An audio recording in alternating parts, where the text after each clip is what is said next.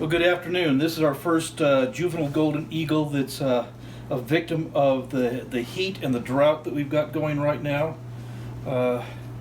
He's in pretty rough shape. We're going to start with some fluids in him. He's not as skinny as some of them that we've had in, but like I said, the fluids is the most important thing. We've got to get started here for him. Oh, sweetie. We're going to start him in the house here.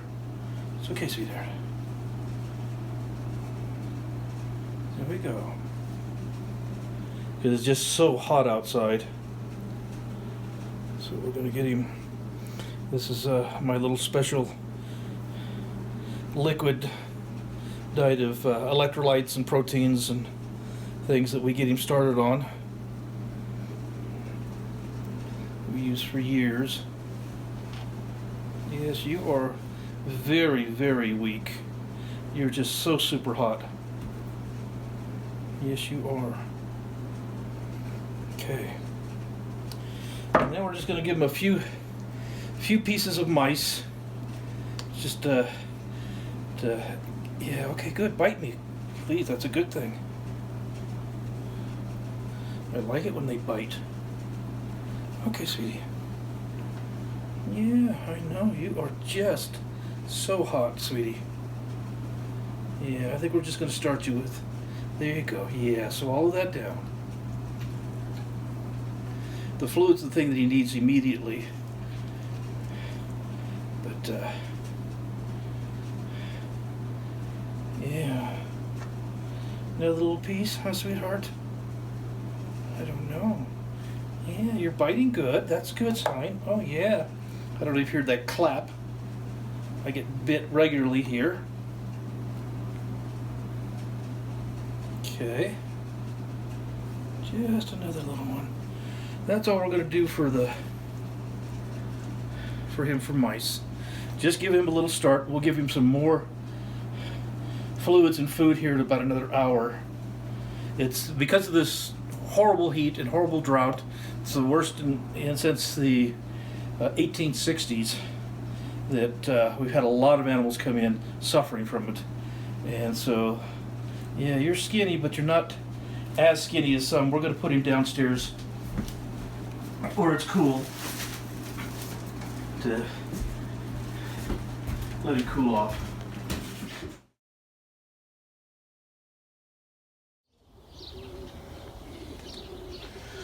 Well, good morning.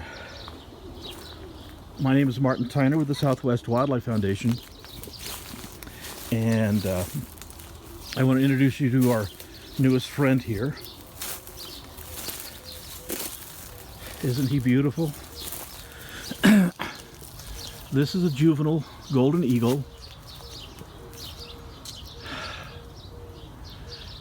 This beautiful, beautiful little eagle yesterday was found up in Enoch. It was starving to death. It was dying of the oppressive heat. It was badly dehydrated. People called it in. The Utah Division of Wildlife Resources stepped up and got to the eagle very, very quickly and brought him to me. This is my first young eagle this year coming in. I was up late last night tube feeding him, up early this morning tube feeding him, desperately trying to save his life. He is not out of the woods. He's still very, very weak. But this beautiful little guy, he wanted his breakfast this morning, and I was so grateful that he did.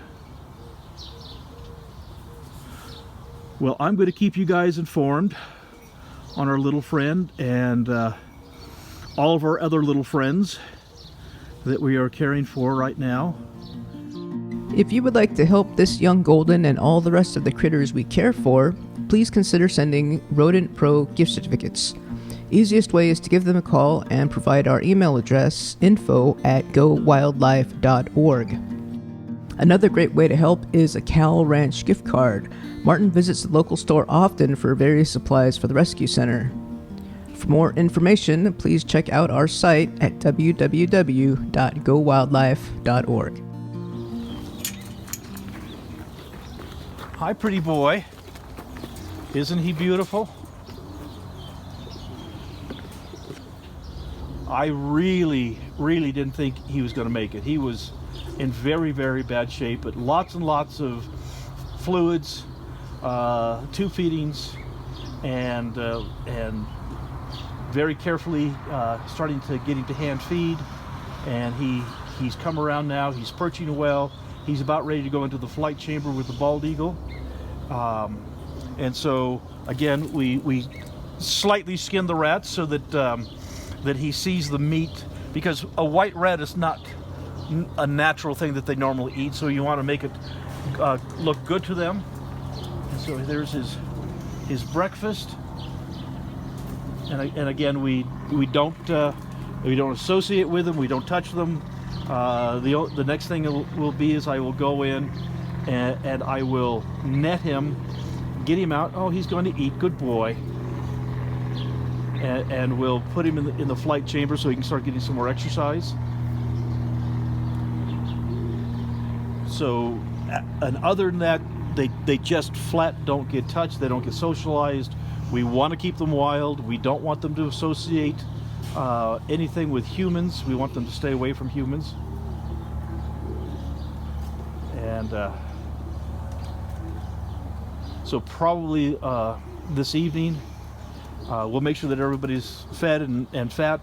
We will test and see how he does with the bald eagle and see if they'll get along. Generally they do,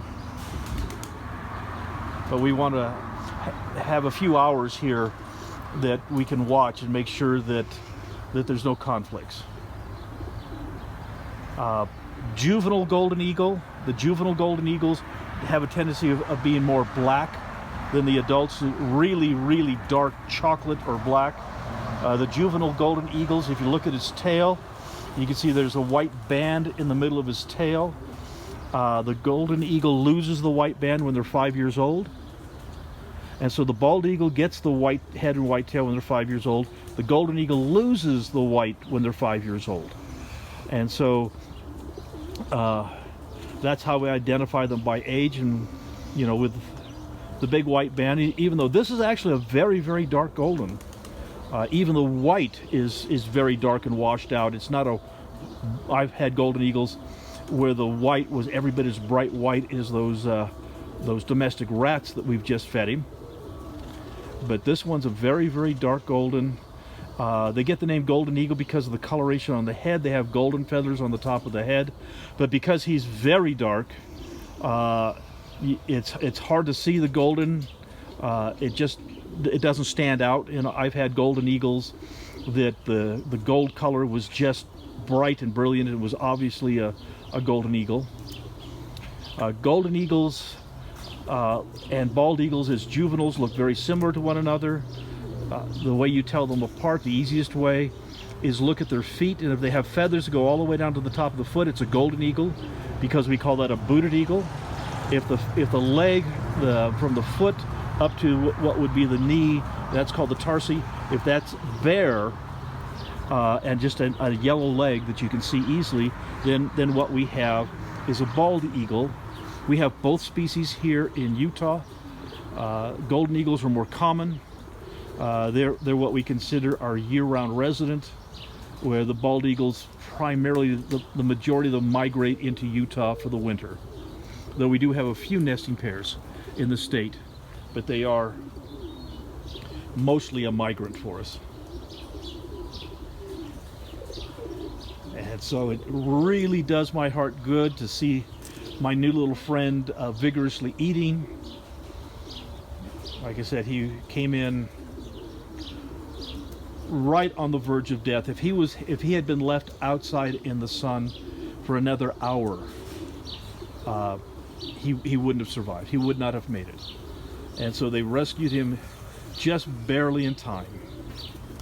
And so we're grateful for we're grateful for the people of Enoch, and I don't know who they were, who called it in and says there's an eagle and it's here and it looks sick.